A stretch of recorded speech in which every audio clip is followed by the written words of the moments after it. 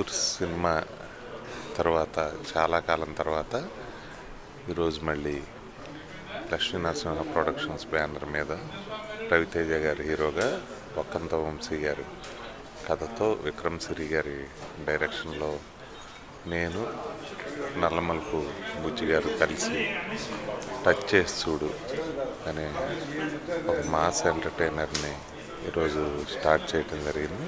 ఈ cinema total ఎంటర్టైనర్గా ఉంటుంది. అంటే అదూర్స్ తర్వాత చాలా కాలం తర్వాత తీస్తాం కాబట్టి మేము కూడా దీన్ని ఒక మంచి ప్రెస్టేజ్ ప్రాజెక్ట్గా తీసుకున్నాం. దీన్ని ఒక్కంత వంశీ గారు కూడా మంచి కథ సమకూర్చారు.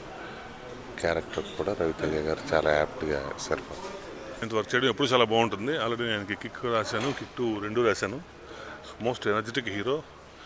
ఆ కథ రాసేటప్పుడే ఆయన గుర్తు చేసుకుంటుంటే ఆ సీన్లు డిజైనింగే వేరేగా ఉంటుంది. చాలా హ్యాపీ ఇంత వర్క్ చేయటం. ప్రొడక్షన్ హౌస్ ఇది ఇట్స్ ఆల్మోస్ట్ లైక్ నా సొంత మనుషుల ప్రొడక్షన్ హౌస్ లాగే అనమాట ఇది. ఎందుకంటే బుజ్జన్న నేను లాస్ట్ టైం రేసుగురం పనిచేశాను బుజ్జి గారితో. సో మళ్ళీ చేయటం ఐఎమ్ వెరీ హ్యాపీ. సొంత బ్రదర్తో చేసినట్టే ఫీల్ అవుతుంటాను నేను. తను కూడా నాకు చాలా రోజుల నుంచి చాలా ఏళ్ళ నుంచి తెలుసు. విక్కీ ఇప్పుడు నేను ఎలా అయితే ఫస్ట్ సినిమా చేయడం కోసం ప్రిపేర్ అవుతున్నాను, he's also waiting since very long period.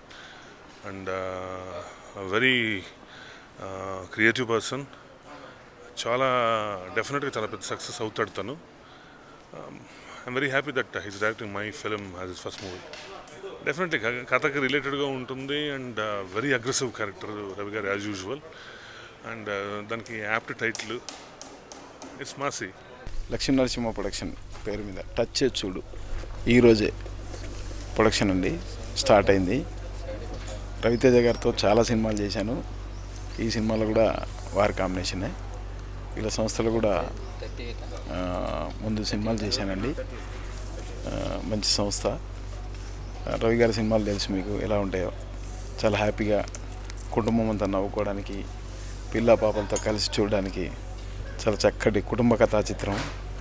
So అట్లాంటి సినిమాలు చేయడం నాకు కూడా ఈ అవకాశం ఇచ్చిన దర్శక నిర్మాతలందరికీ కృతజ్ఞతలు.